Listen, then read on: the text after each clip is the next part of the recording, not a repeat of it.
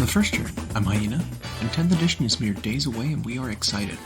The initial points are out, accompanied by the full index datasheets, and now it's time for us to start playing. Llama and I talk about some of our favorite things and some of the misses. We talk about the first chapter approved of 10th edition and what it might fix. We also talk about the ridiculous deal that is the Leviathan box, and more. Enjoy. But yeah, so I built out all my Space Marines that I have with the new app. With the new app, which I like a lot, by the way. Yeah, I like that everything's broken down and like separated via section and then collapsed. You can like expand out and hide whatever you is not interesting or not useful. Yep. I really love it. It's very similar to the iOS app for how things are selected and how options are selected. I think it's way better than the old app. I like it so much more. But yeah, so I pointed out all of my Space Marines, and I have I think just over 10,000 points of Space Marines assembled. Yeah. Which is mostly infantry because I don't actually own a lot of the vehicles, which I think are probably the highlights of the Space Marine army right now are their vehicles. Their vehicles are insane. Makes sense. All the power comes from that. Every Space Marine is just kind of boring and vanilla. 3 to 4 no AP attacks in combat. A bolter with maybe 2 shots for most units. Yep. It's just Space Marines are still kind of weak in this index. Especially compared to like battle line units of like other armies. Eldars, Guardians are so much better than Space Marines are in like every way. Oh yeah. Drukhari, they're very target specific weapons, but they're very, very good at what they do. Usually, if it's the right target, you're hitting and wounding on 3s. It's basically how Drukhari work. Right. It's just, there's so many things that like are just, for the points, just more efficient than a Space Marine is. That it's like, man, Space Marines are just kind of boring. And I really don't like the army rule. I don't like the Oath of the Moment. I think it needs to be changed to something more interesting. Choose one unit and re-roll against it. It's just boring. Yep. I don't know. It's uninspired. Mostly because like other things in the index already have their own re-rolls. So there's just no... It's not like you get to reroll twice. And not to always be hoping. Mm-hmm. Do we think they're boring now because they have the first codex coming? Maybe. Yeah, Maybe. I think there's a lot in the index that is... The things that are questionable are that way because they're not the final form. I've been telling people that is a lot of people are freaking out about just the imbalance, the seeming imbalance of the game. Yeah. For new edition. It's like, well, it is a new edition, right? Yeah. They had to wipe everything they had before and come up with something new for us now. Things are not going to be perfect.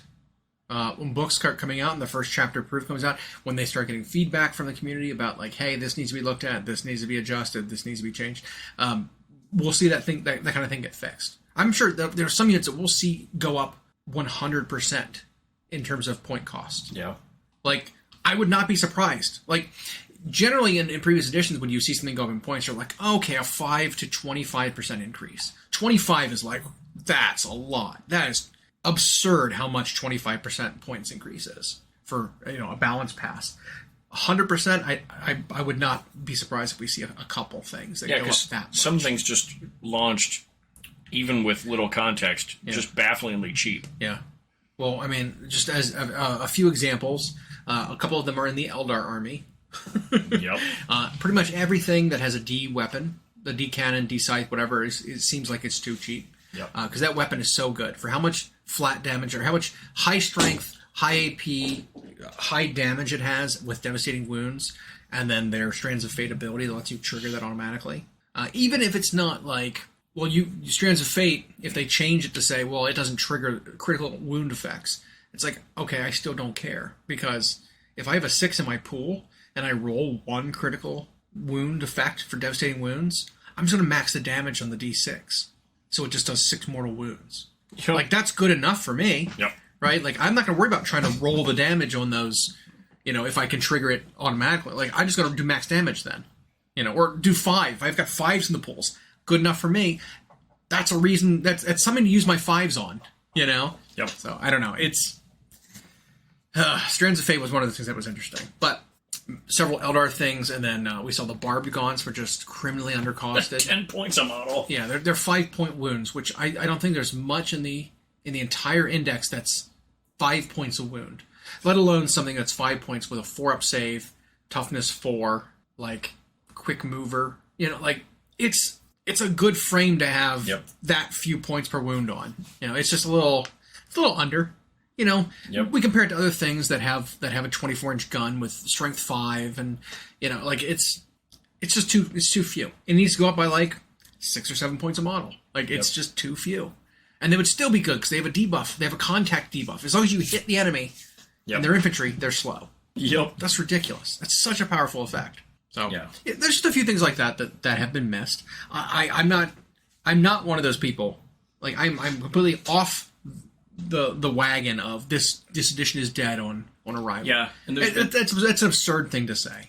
Right? Like, considering we've played 0 sanctioned games of it. Plus, I've played other editions of the game that were dead at the end of their life. Like they were bad games. Like 7th edition, the end of 7th was 5th horrible. edition. End of 5th, the end of 7th. Here at the end of 9th with all the different stratagems and whatever, like it was kind of getting bad. You know? So this, I think, is not what people were expecting, but I think it's okay, especially as a first pass of like, here's the new rules, here's 1,000 data sheets, here's 1,000 different points. We're gonna miss a few. A few of them are gonna be wrong. Of the stuff that they've given us, I didn't feel like the core rules of the game or even the data sheets were like lazy quick passes. Right. The points maybe they rush through them, but again, I've nothing to base that on other than some of the points just seem like such a rounding error miss. Right. But that's even something that can be fixed so quickly. One of the I guess outcries I heard about the points itself is someone tried to say that or not the points, but the first rules corrections they did. Did we talk about that last week? They did some quick erratas. It was like a 20-page document of some things we had issues with. It was a clarification document on terminology and how certain interactions worked. So ones we had questions on. Like I said, every question I had about the core rules was answered by that document. It was good. And I heard someone argue that was a bad thing, that it then made a mess of the original digital releases. And what's silly to me is if you download the digital releases, which takes 0 effort to do and costs you $0. Well, depending on how throttled your internet is. And doesn't take up additional space, so you can get rid of the old one if you want. Replaces it live in real time, and you have the correctly worded one with you. And it was like, if you considered that a mess, what did you think all those years? Well, the printed book is wrong now. I was going to say, what did you think of the 30-some years of you had a printed codex and then a thing got printed? Right. That not only did rules get corrected in your codex, points got changed. Whole new units got added, whatever.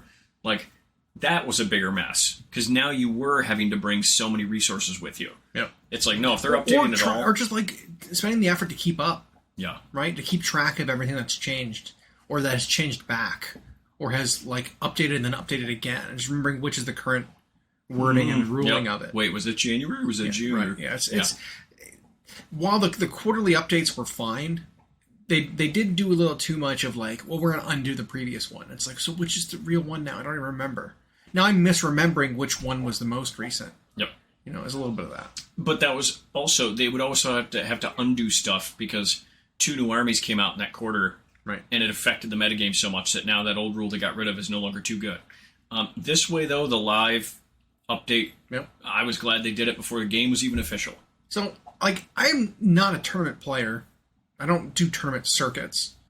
You'll go to one every now and then. I will play in one every once in a while, but I am a bigger fan of just, like, let a game live. Some things will just be stronger for a while. You don't need to, as soon as someone notices a broken thing, necessarily fix it immediately to, try to rein in the balance. Doing it too often, I think, is a problem. Or too quickly. Exactly. And we always draw comparisons from the other games we get to witness, but like in Magic the Gathering, in the smaller formats, when you have something that's very powerful, it takes a long time for the data to prove it's truly broken or oppressive. Right. Because just having something be strong right when it's new could mean the meta just needs time to adjust. And in 40K, I think they tried to do that a bit. And now, granted, they were always working on a delayed clock of the playtesters knew about it a year before, the book was printed 6 months before, and then we get it, and it was designed for what the meta was like 6 months ago, and now it's not, and so, but this way, yes, these rules I think that they corrected were correct to do so because it was clarification issues. And it wasn't like, we're changing the rulings. It's like, no. This is basically an FAQ of we've received these questions asking how these things interact. Yeah. Here is the explanation. Here is what this word means. Here's what the word any means. Well, we even had a buddy of ours who was away on a lovely vacation out of the country, and he came back and immediately voiced a concern that you were like, well, they did FAQ that exact point. Yeah, he's like, right they need to clarify that -1 damage doesn't reduce it to 0. And it's like, well, hang on, actually, they did 7 days ago. Yeah, because we were talking about it last night. It was like 7 days ago. They literally clarified that characteristics don't get reduced below 1. Yep. So yeah, we're already good. Yep. Yeah, the rule has to specifically say 2-0. And there's a few things that do that. The new Lehman Russ, what's it called? The Rogaldorn has an ability for its armor plating where once per game you can reduce the damage characteristic of a successful attack, I think. Which I don't remember if that's after the wound or after the save was failed. You reduce it to 0. I think it's before the save is made, so that you can just be like, I don't want to make a save roll, I just want to take 0 damage from this shot. You know, that kind of thing. Yep. Once per game, but it says literally change it to 0. It's like, okay, there you go. Right, and yeah, there's specific examples now, so it's almost like, I don't know if you'd say it's a permissive or whatever rule set, but now that's what their clarification was. It like has to say that, otherwise 1 is the lowest it can go. Right. And that's fine. And that's for everything. They clarified for attacks characteristics, 1's the lowest you can go. For toughness and everything. Characteristics can't go below 1. Yep. Good.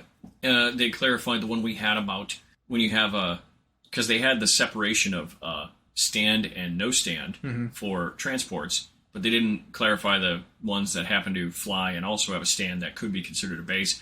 They cleared that up right away, where they were like, when you can't get models within that 3-inch range of that base, you just do the hull. Just do the hull. Which we expected. If you've got a thing that's being transported whose base is bigger than 3 inches, and so you can't fit in that 3-inch zone, just deploy within 1 inch. Yep. It's there, done. Like, one of the new dreadnoughts for Space Marines is too big to come out of a transport, like a Storm Raven. Mm-hmm. So it's like, well, you can never deploy it. It's like, here. Yeah. Within 1 inch. Come on. Yep.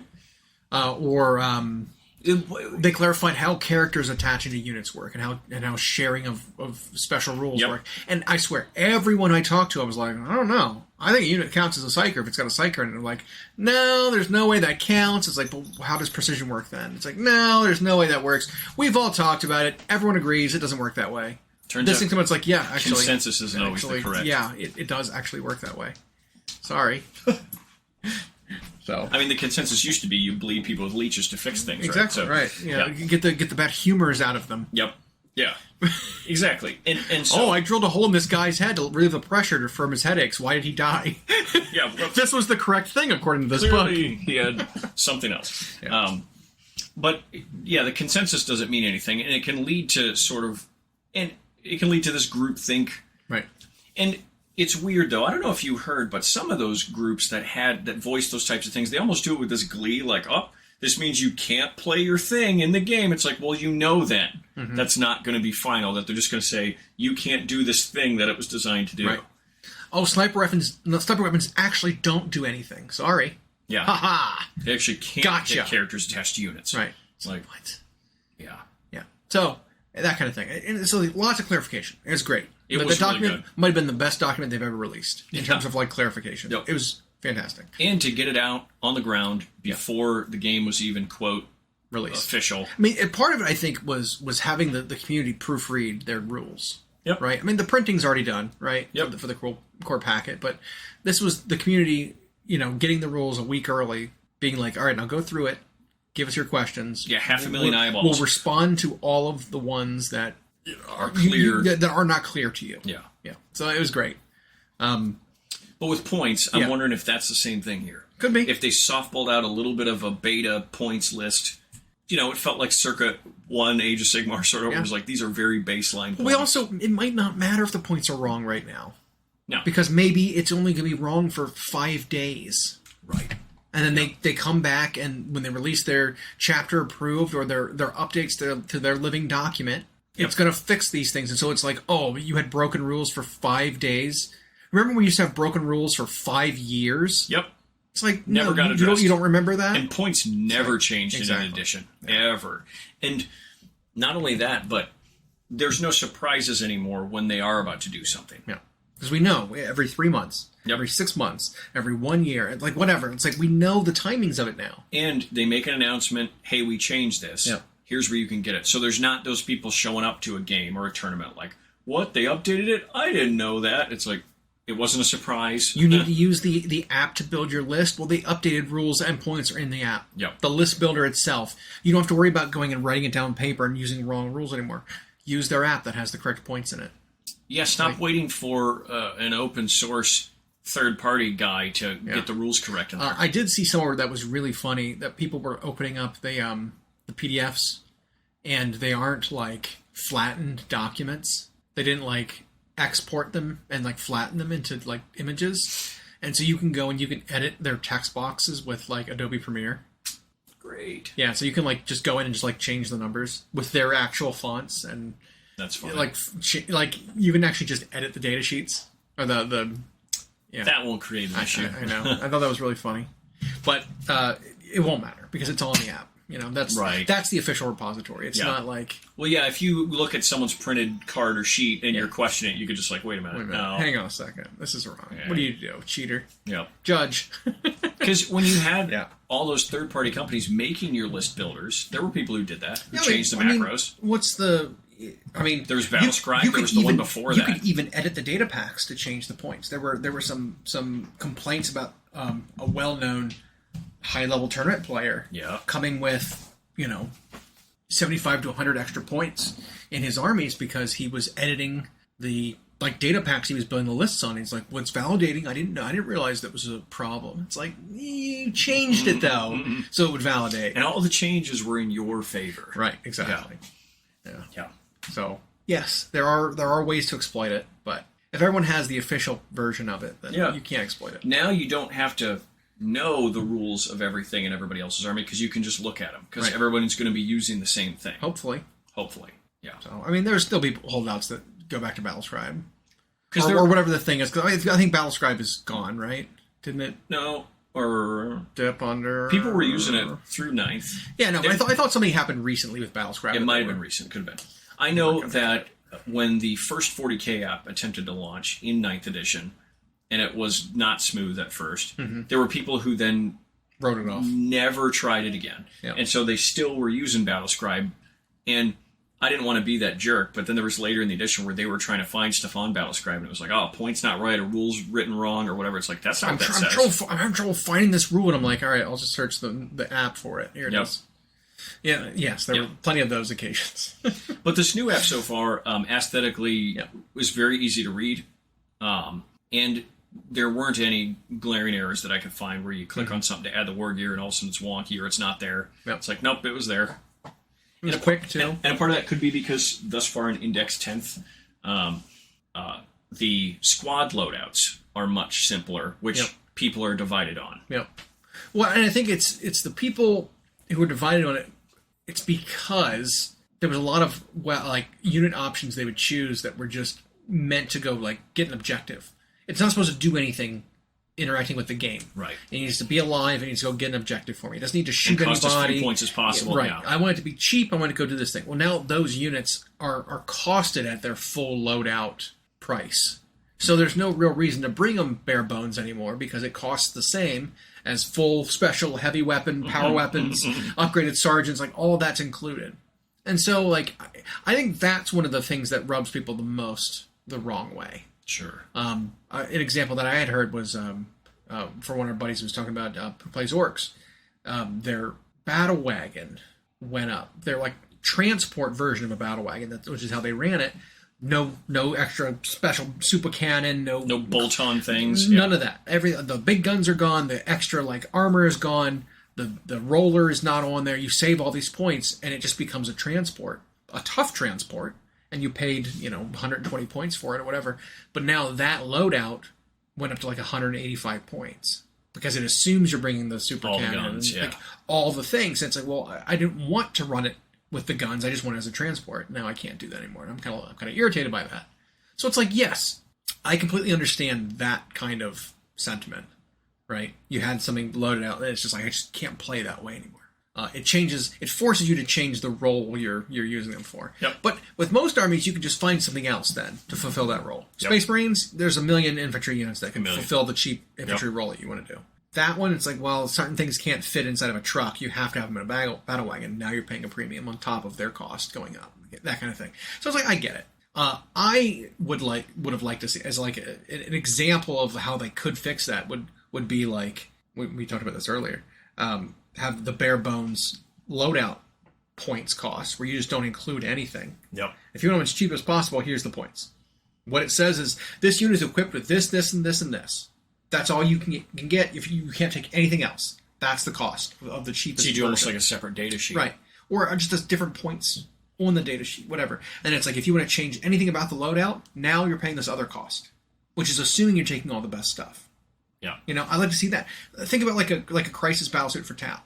The ruling says it's equipped with fists and one burst cannon. That's all you get. Well, you're an idiot if you pay the 195 points for 3 crisis suits with just one single burst cannon. You need to take the other 3 optional things and the 2 drones and the piece of war gear. You take all of it, and it's the same cost of 65 points per model. But if it was like, oh, if you bring 3 crisis suits with just their 1 burst cannon, no other thing selected, and they're 120 points, or you can take them fully kitted out for 195, it's like, okay, now we're talking. Yep. You know, now I can see the reason to do either. Because maybe I just wanted a unit to go and fly around quick, getting things with a little bit of shooting. You know, that kind of thing. Or, like we said with the Marines, some Marine units can take tons of special weapons. Yep. Well, special weapons are better than bolters. Same cost, though. Yep. So, I get it. Like, that's an extra pass at every single data sheet. Maybe they're then hoping people use Vespids for that role instead of crisis suits. Maybe. Or I still like Vespids. They mostly did not change. Or using scouts instead of Vanguard vets for. And so I think it drives home a little more of the role-specific nature of each unit. But we were saying it's possibly the first thing we saw that's maybe, quote, and I hate the term, lazy writing. Or it could just be, this is so we can play until codexes start dropping. Because it could be that they get fleshed out quite a bit more, or it becomes more granular again. Right. I don't think they'll change their design philosophy partway through, or they better not. That's one thing I was hoping they stick to their guns on. Mm-hmm. But yeah, it could be like, because we have argued that of all the indexes so far, Marines may be the most vanilla and possibly the worst looking army. They're boring. Yeah. They're so boring. Like I said, if you didn't have the vehicles in Space Marines, the army wouldn't even be good. Yeah. I'd heard someone talking about tier lists for the index. I'm just like, don't even talk to me about it. I don't care. Because it's like, you haven't played a single game yet. Yeah. You know what I mean? Like, don't start whipping out tier We have lists. so little data on Right. 10th. Yeah. We have no idea. And they're like, well, you know, D tier is Death Guard. And it's like, how do you know? They're Death Guard are just Space Marines, but extra rules, same cost, still. It's like, how are they worse than Space Marines? Right. Well, Mortarion. Don't play Mortarion then. Mortarion's bad. We know. He just, compared to other monsters of his class and his cost, his stats are worse. Compared to You're Angron, right. compared to Lion, compared to Gilliman, you're bad. absolutely right. Yep. Magnus. I don't know what Magnus looks like, but Magnus looks pretty good. Magnus is way fightier than him. Magnus actually slaps in combat. He's really, really and good. Angron, from what we saw, I think has the chance to spike for the most damage of any. He might be the killiest character, and he's not that much more than Lion. No, he's not as survivable. But it was the same thing with Scarbrand. Yeah. Is insanely powerful. Even the Bloodthirster, the named Great Unclean one's really, really good. Rodriguez? Yeah, Really? yeah. I didn't like Shalaxi, the Slanesh one. Not a fan. And then I didn't like Kairos very much. He's okay, but he's not just like a melee monster. But Magnus is. Magnus is insane. And then beyond them, I think maybe the most powerful character is. Oh man, I don't know. It's tough from there. But everything starts being monsters after that. But we know that Anyway, compared to what are supposed to be these demigod characters, right? Mortarions poop. Yes, But amongst them, he is the worst. But even then, that can't be the reason for them to claim the whole army's the bad. Avatar of Cain. Oh, that's so good. Anyway, yeah. Because the rest of Death Guard, like you said, are like Marines You all just at Marine cost with special rules. Right, and all the special rules is lethal hits. Any 6 to hit is just automatically wounding. Yeah. Across the entire army, basically. Everything that has like a plague weapon, all their plague, special weapons, maybe even their bolters, all their plague melee weapons themselves, like everything just automatically wounds on 6s.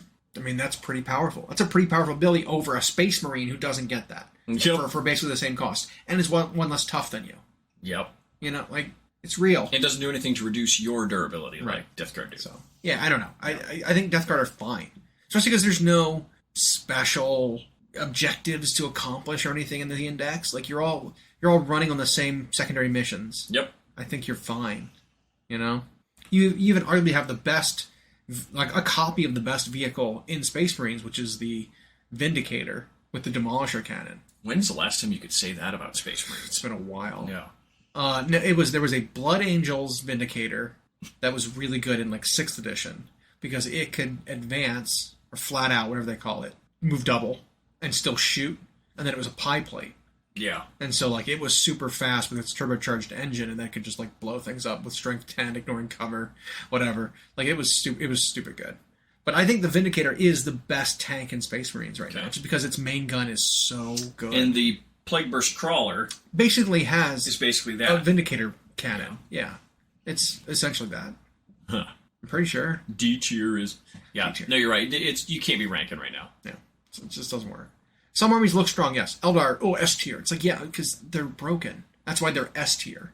It's because it's like some of their points are just off for how much firepower they have. Yeah, and the sheer list of special rules and firepower on some of their units, now that we have points cost, it's like you could have crawled out of any edition and read what their stuff's doing, and you're like, oh, that's strong. Yeah. Yeah. Oh, yeah. But Eldar have been that. Their Eldars are always kind of the boogeymen at some of the point, first part. At some point in every edition. Yeah, exactly. They get a release where they're just like, what the... Yeah, how did they give them all of that? Because it's just, it always ends up a thing that stacks on a thing that stacks on a thing. Well, their army roll might be the one of those powerful ones, too. It's like every unit gets to re-roll hits and wounds and a damage roll every turn. It's like, why did you need that? Every unit gets 3 CP re-rolls, basically. Every turn. It's so like, better than what... No, it's like re-roll 1 save, 1 hit roll, and 1 wound roll. So like Salamanders had, but every better. unit gets to do it every turn. Every turn. It's something crazy like that. And then they have Strands of Fate on top of that. Lets you guarantee dice. Yep. It's like, that's what do knights get? I generate a couple CP once per game if I do a thing. That's not the same. No, you know the Wraith Knight's going to kill that thing anyway. Right. Well, he has a 5 of invuln versus shooting now. Okay. But not against mortal wounds. That it'll be doing with its devastating wounds cannons. Yep. And it's 63 shots or whatever. Like 4d3, average 8 shots. You know, the Wraith Knight has sucked now for like 4 years. So I mean, if you're going to bring him back, might as well for 300 go points. all in. It's the same. Like it's just 7th edition again. Just he was 295 for like so undercosted for what he did. Yep. Whew, 290. I think he's like 330 or something now. It's like it's still bananas. What? Yeah. Anyway, but we got a hold of our Leviathan box. Yep. I've got some of my stuff assembled. Have you even touched yours yet? I have touched them. Okay. Physically touched more them. than just touching them. Have you cut anything out? No. Okay. None. Not one. Okay. No, been working. But I do want to. Usually big assembly projects turn me off because I like the assembly process. I do. But I like it to the extent that I want to meticulously clean and polish that model, put it together in a way that even if I don't convert it, that just looks nice. And then, but when I'm doing that for one model to prepare to paint it, to then post content up, that's one thing. Looking at an army of stuff, that becomes like, Well, these models can't be posed. But that's just it. These are the push fit, monoposy kind of things, and I'm actually excited to because the detail on these Tyranids, for the first time in so long, I'm actually excited by the look of these models. Because it's been a long time since Tyranids have had a big release of any kind, let alone ones where the models looked appropriately up to date. And they did. They packed the detail on them without them looking cluttered. Yeah. So I am excited to. I just haven't gotten an opening. I might do it Saturday. Well, I know we're planning on doing a big Saturday release play event. I don't know if you were planning on participating in that. Actually come play some games. I might be fishing in the morning, but Okay. I could come after That's that. fine.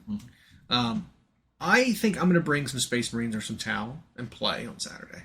And now we know, by the way, speaking of that Leviathan box set, I don't know what the Marine half adds up to. Yeah. But it was about I 800. wish I looked it up. It was I don't about know. 815 points of Tyranids is what I saw. Well, we know that the some of the units in that box are probably undercosted. So it's probably actually more value than 815 points. Even if it was, though. Yeah. Then we did that math where it's like, well, you split that box, which is $250 MSRP. Mm-hmm. That's $125 for Half an army. 800 plus points. Yep. That's an incredible value by miniatures game standards these days. Yep. Full, like almost a 2,000 point army for $250. Yeah, if you got two halves of those, yes, it wouldn't be the most optimal army. Right. But it's a playable army. But it's a playable army. And yeah, you'd get close to 2,000 points for $250. You can't get that. Now, is it also including the mucilid spores and the or not the mucilid spores, the spore mines and the rippers? I didn't count. Because I think the two models that come with the brain bug are just spore mines. Oh, I think that's all they are. they don't have their own rules, No. so I don't know. I think they're just supposed to be spore mine markers. Oh, maybe.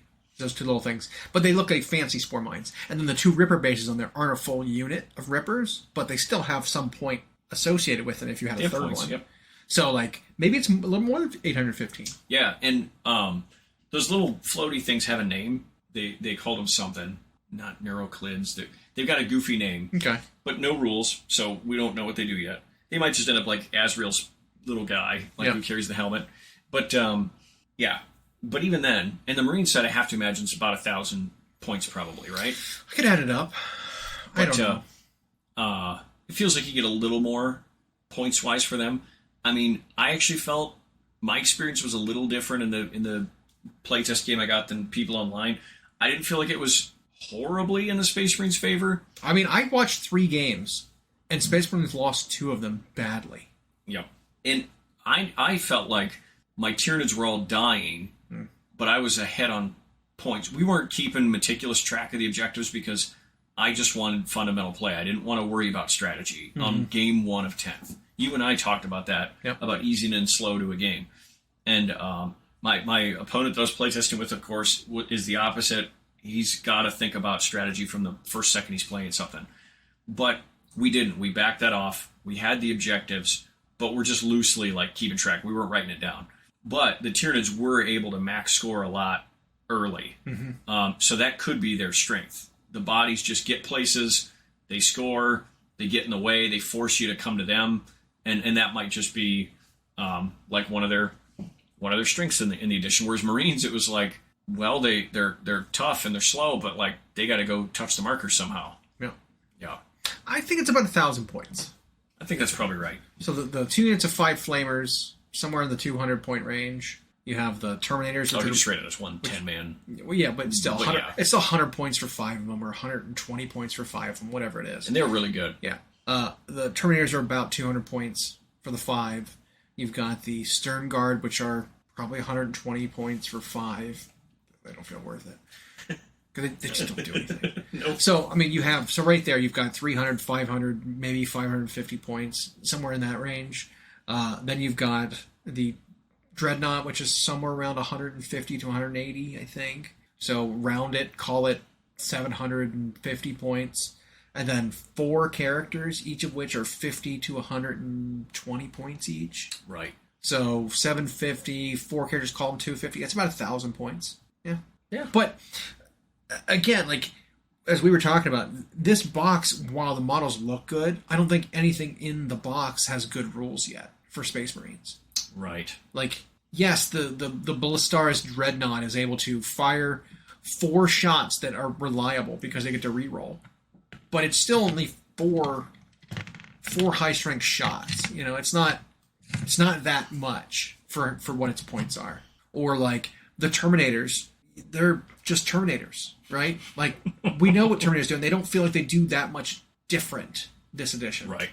They're still slow. They're still tough. What's the fourth character they threw in there? The Phobos captain. The Phobos captain. Got it. Yeah. Or lieutenant. He is the Phobos lieutenant with combi weapon, specifically. There he is. Okay. He's like 75 points or something. Yeah. And then like I said, the Stern Guard, because they don't have any special weapons, all their combi weapons are just one profile now. That isn't that good. I don't think they're worth their points. I just, it's one of those cases where it's like, I'd rather not take Stern Guard. I thought I'd just take Intercessors. Because at least Intercessors have AP on their weapons.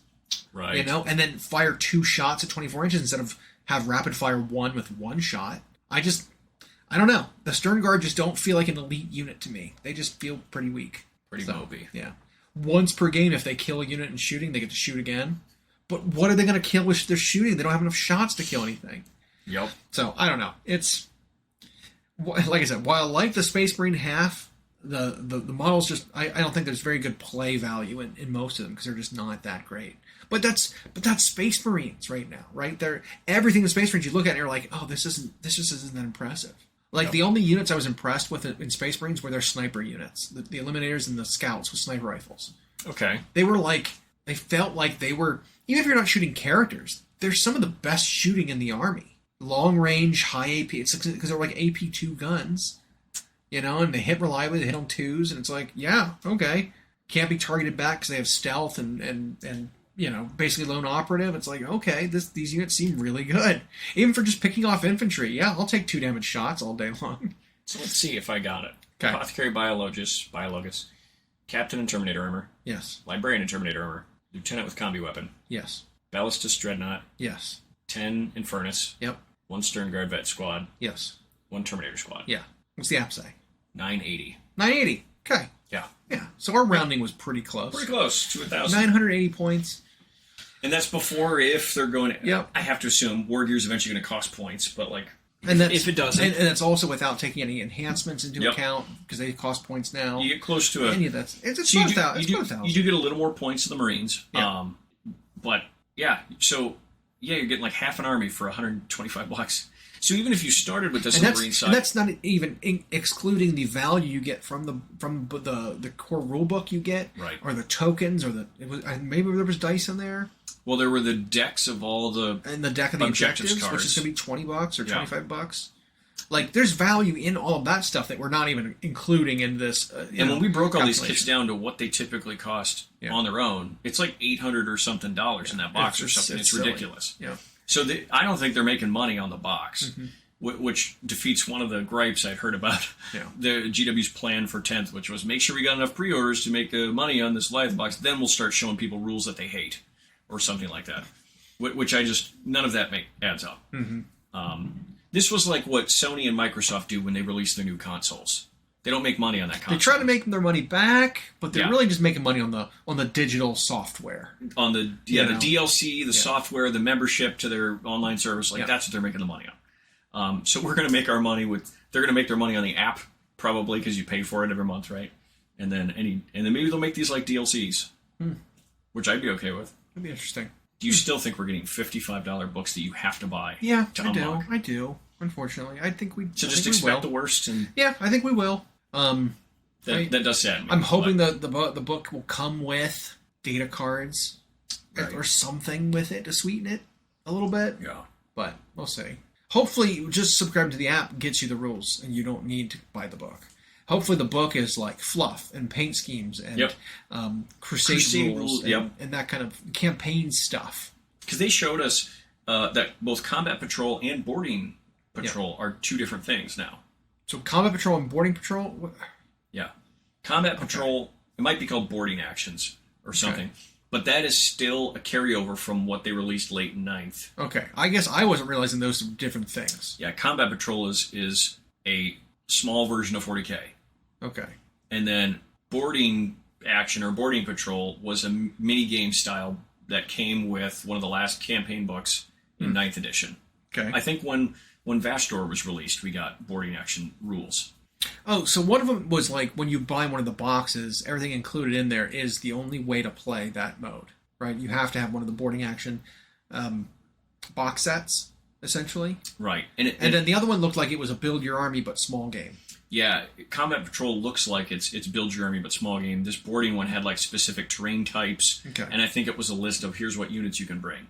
And it might have its own stratagems, its own whatever. Interesting. A little confusing. But I think Combat Patrol also had a list of here's what units you can take. Yeah.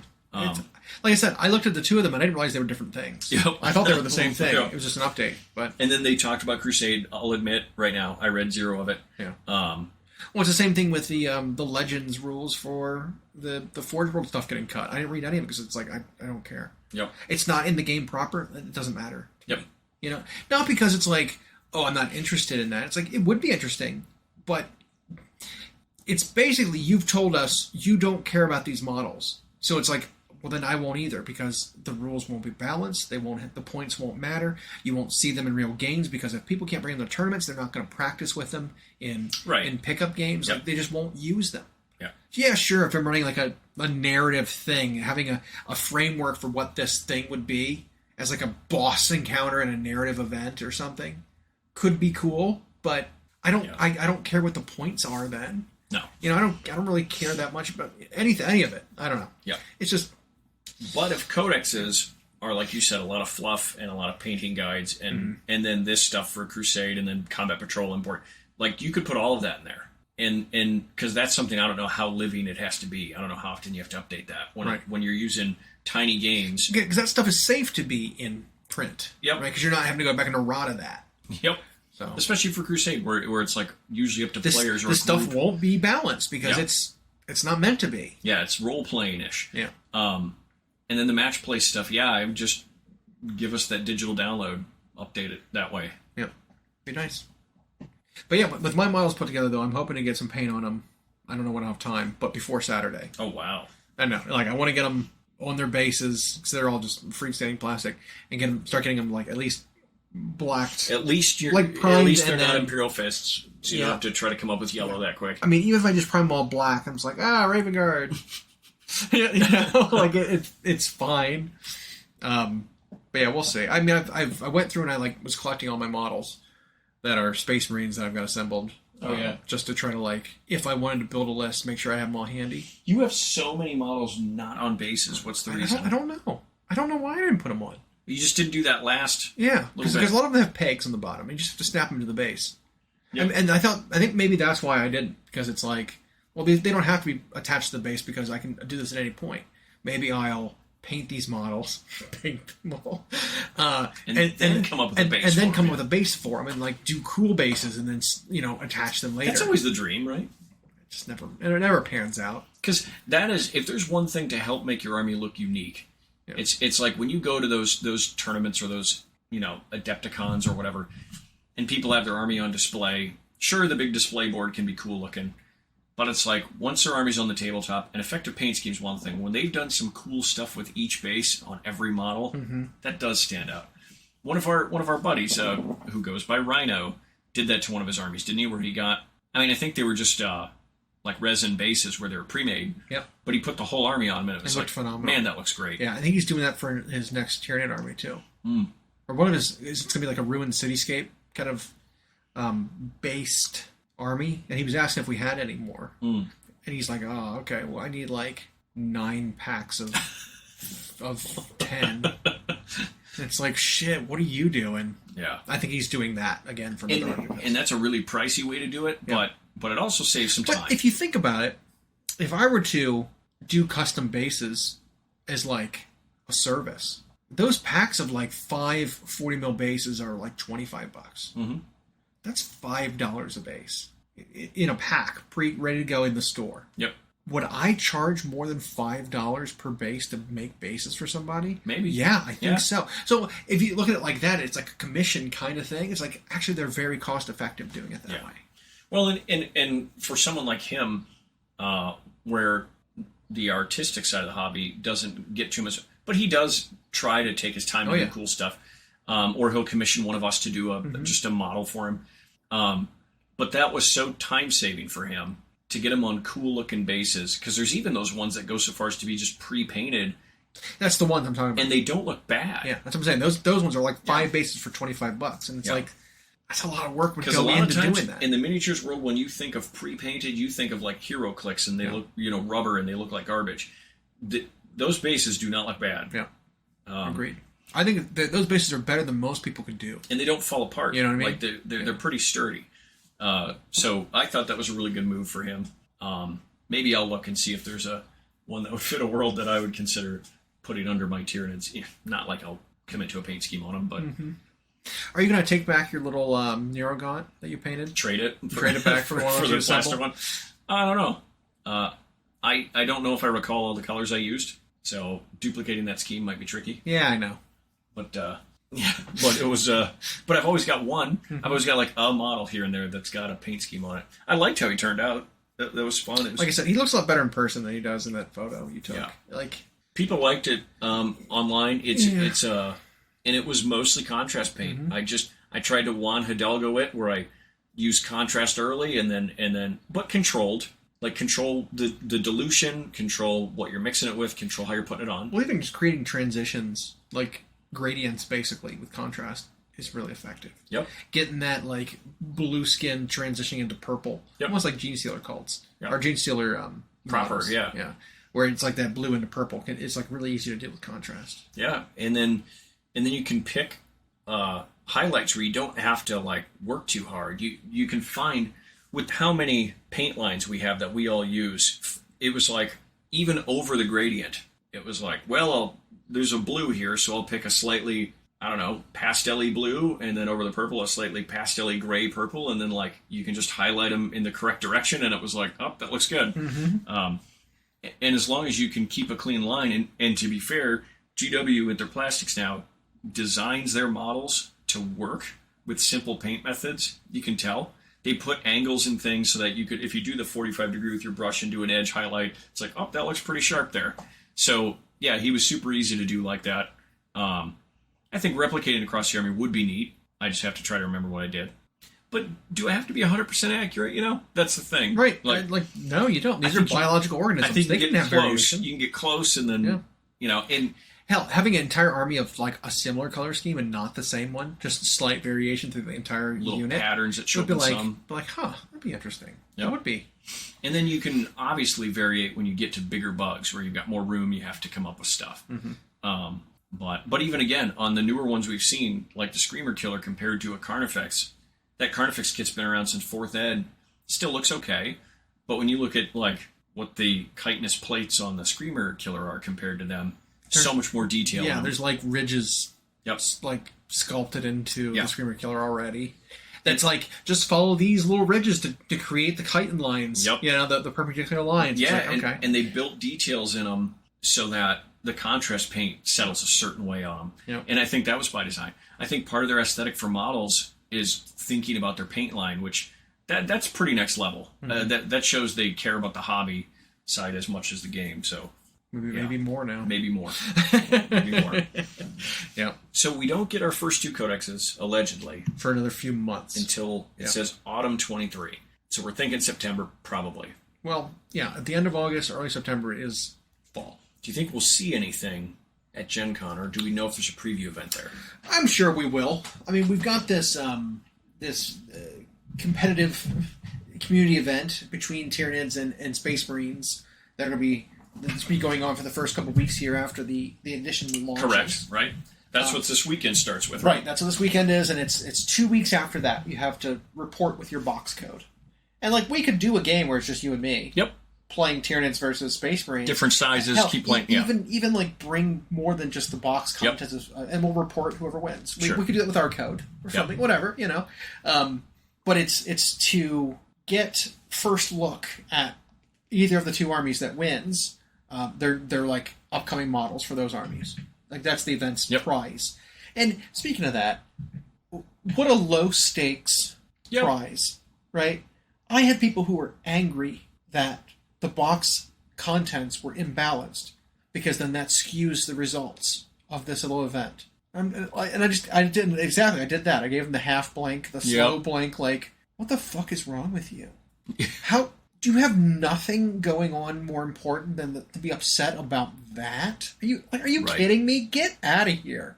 They're not. Who gives a shit? It's not like the side that loses in that result isn't going to get models. Isn't going to get models. You're not competing to whether you get models or not. It's literally... Or waiting 6 months to see them. It's literally like they're going to be released at the same time that they're going to be, regardless. It's just who gets to see theirs a couple days early. That's what it's going to be. That's the stakes. Yep. Like, that's it. It's a fun little, we were able to save the planet, Space Marines. Yeah. And here are the new reinforcements you get. Or, Tyranids took the planet and the system is falling. Here are the new bugs that evolved from it. Yeah. Like, that's all it's going to be. Yep. You know, it's just like... And they'll release a fluff blurb on Warcom.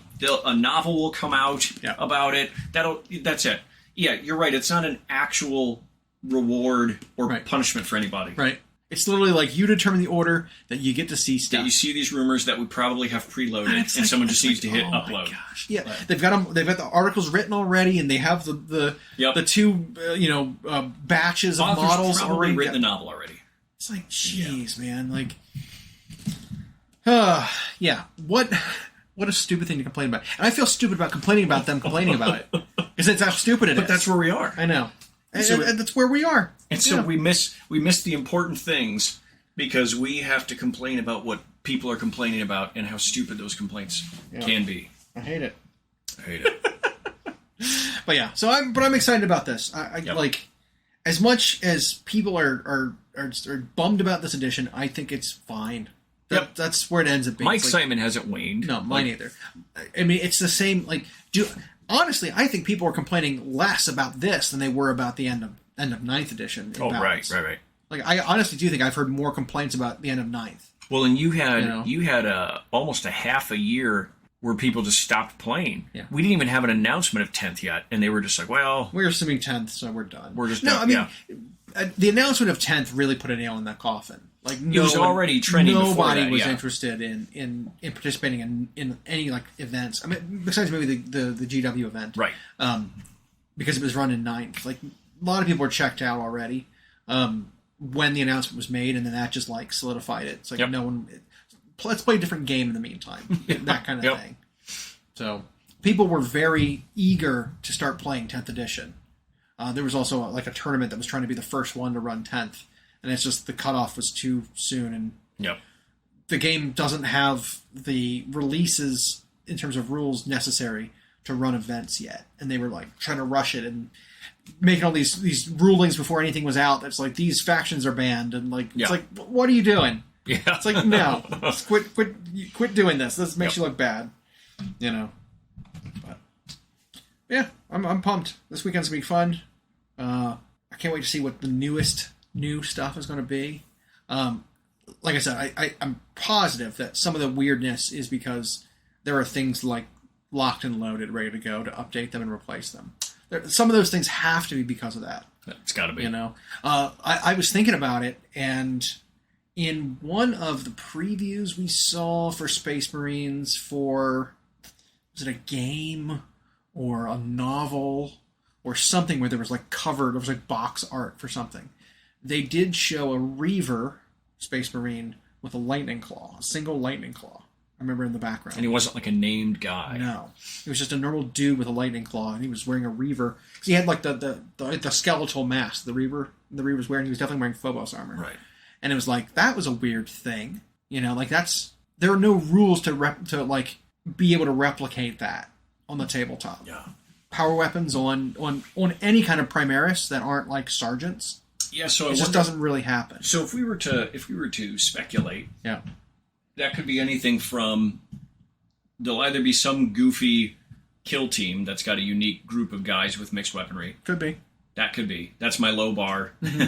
It could be they will make an assault specific unit of Reavers. Because I mean, aren't Reavers assault units? I don't know where to put them because their pistols in it better than their combat weapons, but then neither are really that good.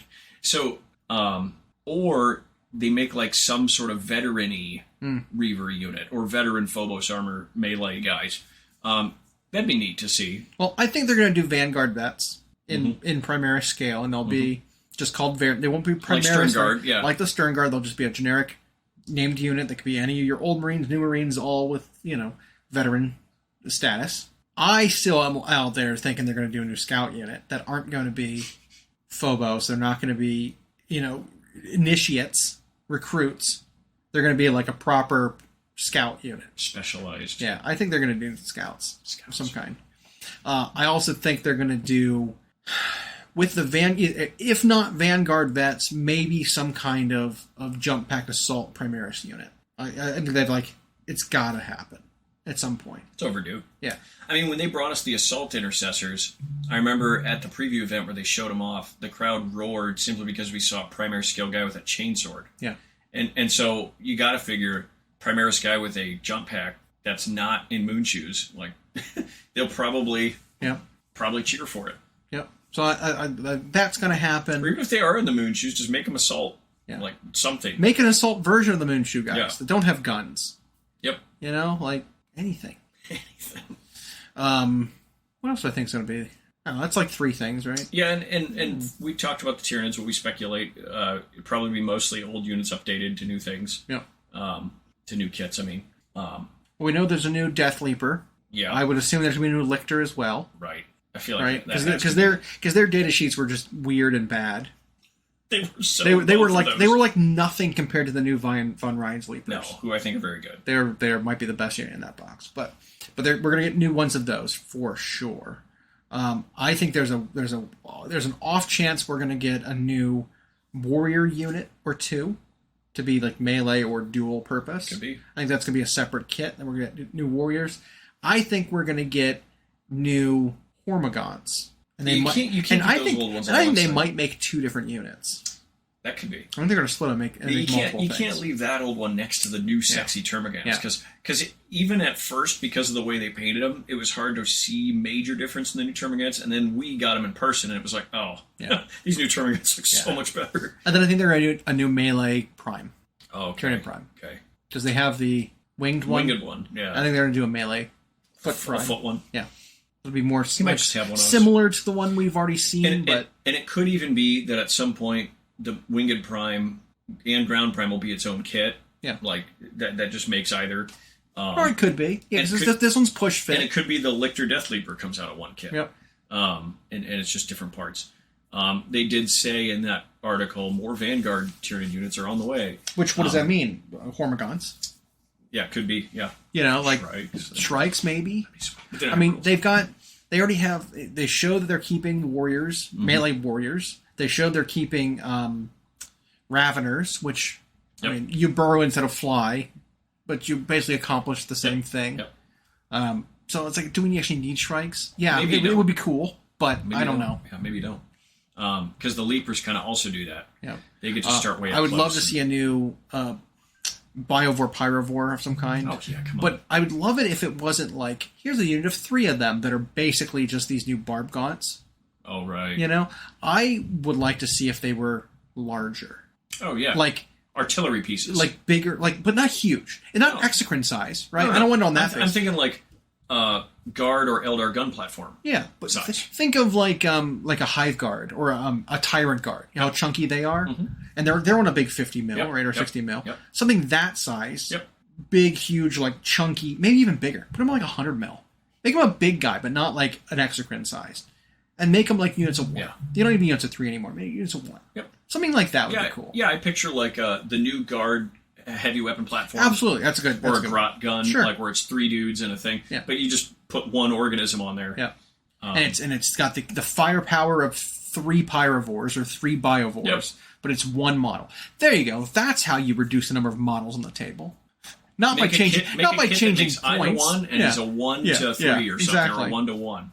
Yeah. Yeah. Not you run units of 10 guys. Well, here's 1 Tyranid monster that has the attacks and wounds of 10 guys.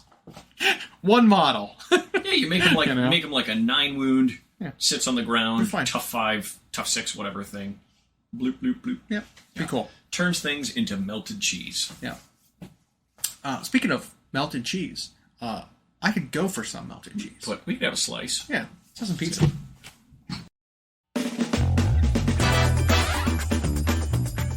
Thanks for listening. We hope you enjoyed. Check out our new episodes every Friday at Google Podcasts, Spotify, and Audible, or on Podbean. You can also follow myself and Llama on Instagram for more. We are at Hyena Paints Minis and at Llama Paints Minis. Music provided by Kevin MacLeod at Incompetech.com. And as always, we'll catch you next time.